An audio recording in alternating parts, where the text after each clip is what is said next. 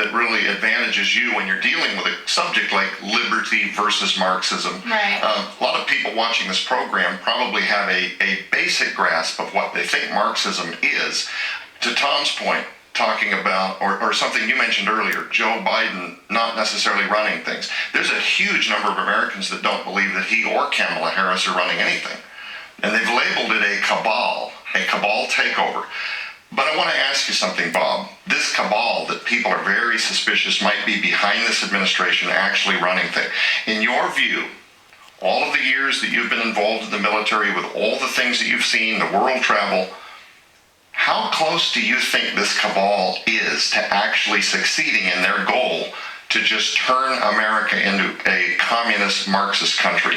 Total takeover. Well, 4 months ago, I would have been somewhat more cynical than I am. Perhaps even today. I've come to the reality after watching 49 plus executive orders, and I watched the litany of things that Mr. Biden has done. He's thrown open the border, and they promised they would do that. Sure. They've really diminished our military capability. A host of issues like that. Look at the Major League Baseball. The whole idea of critical race theory. The whole the concepts of creating a new digital currency, which they will do so that they can redistribute wealth, which is a Marxist concept. I put a list, I think, of 30 very significant things that I have seen in the last few months that totally suggest that they are leaning in a very Marxist pro-environment and direction. Now, are there people behind them that are manipulating this, whether it's, Obama, who never left Washington, or perhaps it's the likes of John Kerry, or it's the people in the Great Reset agenda, the web people, the Soroses, the Bloombergs. Yes. The list is long and well known. And they are there. One thing most people don't know, and I early in my time in Washington, I became aware of the behind-the-scenes power structures, and I met quite a few of them. People that were in the intelligence communities, people that were the power brokers. They aren't the people on the front pages, but they are the people that are manipulating things. And because my mother worked in the Ford White House, and I've spent some time in and out of that nice little building, that there are people that bring influence on certain issues that are very critical to our long-term interest in the salvation, the protection of this country, which I'm so concerned about. Right. This would just make our founders turn over in the grave if they saw what's happening today. Yeah. On one hand, I'm heartened because I do see a massive patriot movement. Yeah. A lot of Christians.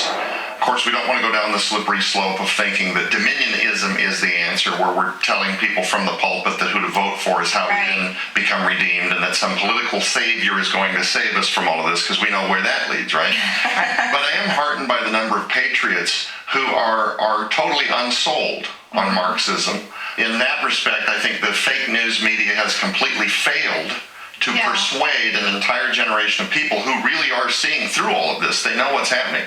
But then on the other hand, there is this group of people where the idea of Marxism is actually gaining popularity here in the U.S. And that to me is one of the major dangers. Some of the younger people, some of the college-age kids, they actually believe this is the solution to fixing all the evils that capitalism has brought about and inflicted upon the world. In your view, how popular is Marxism becoming in the U.S., and how does it differ from capitalism for those people that are still trying to wrap their heads around this? Capitalism, of course, is what fuels the free enterprise that we have. It allows us to be entrepreneurs, to make a profit, to use the talents God gave us to make an income for our family and to produce things and so forth.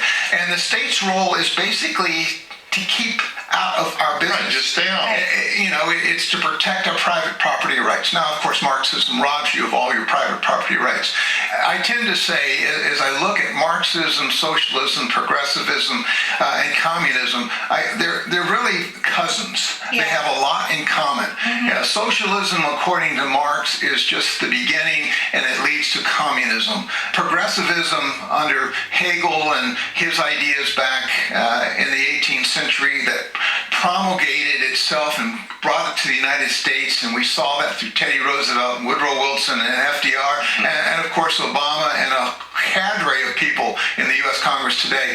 They advocate ideas that are very close to socialism. And so when you see the Ocasio-Cortezes and the Bernie Sanders of the world, they're growing in popularity. Now they've tapped into an angst of real fear in the American people, especially perhaps your age or younger, that are saying, look, capitalism has failed me.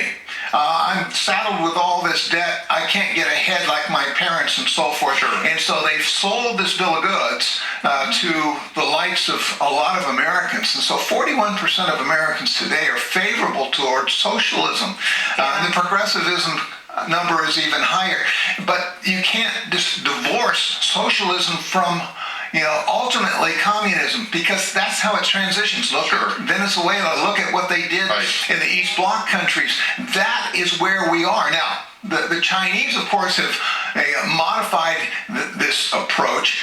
They have true communism, but it's kind of like a Christmas tree. They put nice things on it in the Shanghai economic zones and so forth. Yeah. But it's definitely for the Uyghurs. It's definitely for Christians. It's definitely for people that oppose the regime. Right. They are dead set on world domination, and they'll get there if we keep helping them. It's a warning, ladies and gentlemen, and we want to make sure that you know how to get a copy of Give Me Liberty, Not Marxism by Lieutenant Colonel Robert McGinnis. We'll be back on the other side of this break.